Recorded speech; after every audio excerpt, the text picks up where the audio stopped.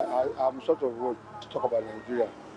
But each time you talk about Nigeria, at the end of the day, you feel pain at the end because we are where we are not supposed to be.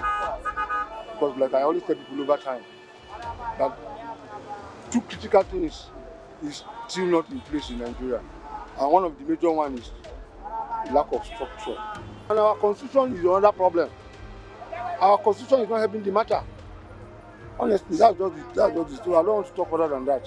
Because each time I talk about Nigeria, we are where we are not supposed to be. Because Nigeria is not supposed to be among the top world. Look at Japan, look at Brazil, look at India. These are countries that were almost at the same level with Nigeria. But today, look at where are we? Where are they? Where are we? Look at Singapore that came to carry seedlings from Nigeria in the late 70s.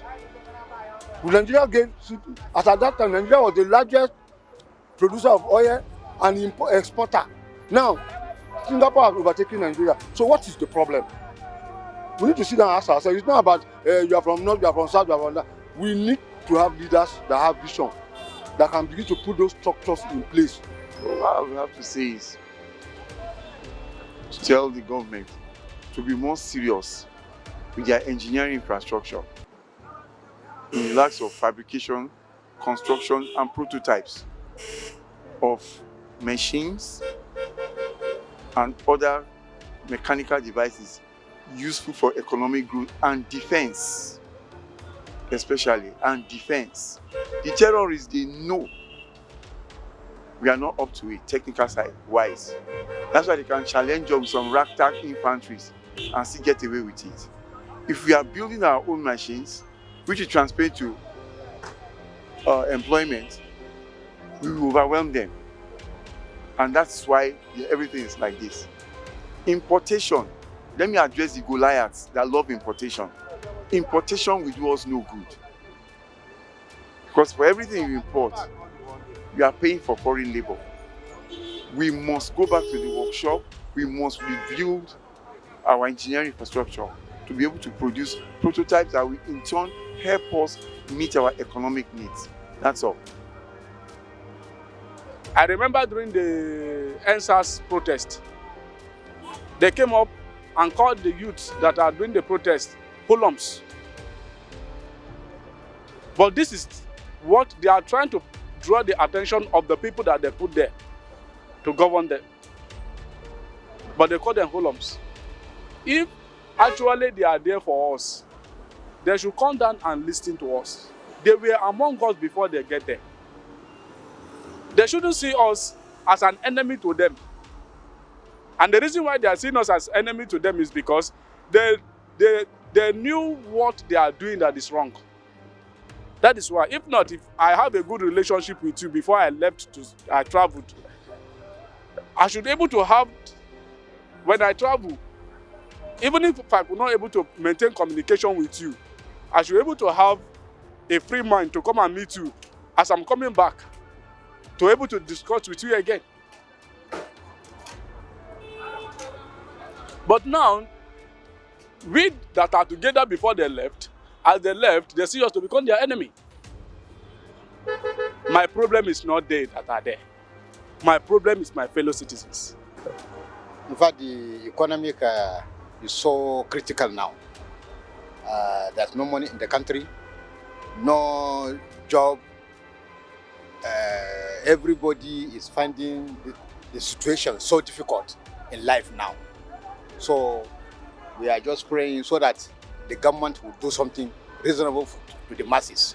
Okay, so what of the security situation? How would you say it is? In terms of security, some part, in fact, the security there is too bad, especially Zamfara, Niger, Katsina, and Maiduguri. So those places, the securities are not working there at all. When I look at the Kuka's case and the Gumi's case, of course, it's not proper. It's not proper. My own is very, very simple. Anybody that says things or does it to stand in the interest on the country, or lie or conspire with the party against the interest of the nation should be exterminated. immediately. There's no discussion. There is no negotiation to that. I don't care if my face is not there. I don't care. You must be exterminated. Those foreign countries we try to copy. They will not take such nonsense. And I keep telling everybody, if they claim they will be subtle on terrorist accomplices, so why didn't US arrest Osama bin Laden? They exterminated him immediately. Gumi has been romancing with those bandits, which by my own standard is very, very wrong. It's very, very wrong. Why should you support people who kill for no reason? For no reason at all. If you think I'm wrong, ask the widows of those that have been killed. Then you understand what I'm talking about. Or their children. That to have a president and all the service chiefs and the securities. No. It's not to write home about. Yes, it's terrible. The same thing with the economy. It's as if nothing is happening or nobody is there. It's a terrible situation. You know you don't know it. You know you cannot do it. Why not get out of that place and somebody else come and do it? Must it be you?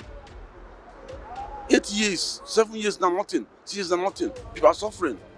Other people is looking at a sachet. It's terrible. Unemployment everywhere. Fraudster, different type of vices in the country. It's a terrible situation. We are not lead to the right position. We are rude in this country.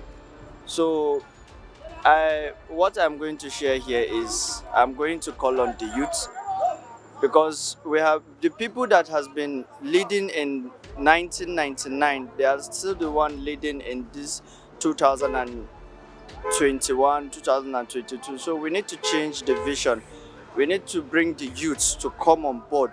Let the youths come out and present themselves. We have talented youths. We have many upgraded youths. So they are the ones that can think of what is good for the country. Let the people that are already out of ages to go and sit, and maybe they can lead us with some advices. But for now, let the youths come out and do something, because that is what we are like. Because since I was born, the experience we are having now is a very strange thing, because in those days when we were small, when we were very young, our people put just a clothing cover to the door, not because of anything, just to prevent maybe some dusty something to enter. What they normally put is a very small door. They call it, I'm a Yoruba man, they call it jele. That is so that you prevent goats from entering.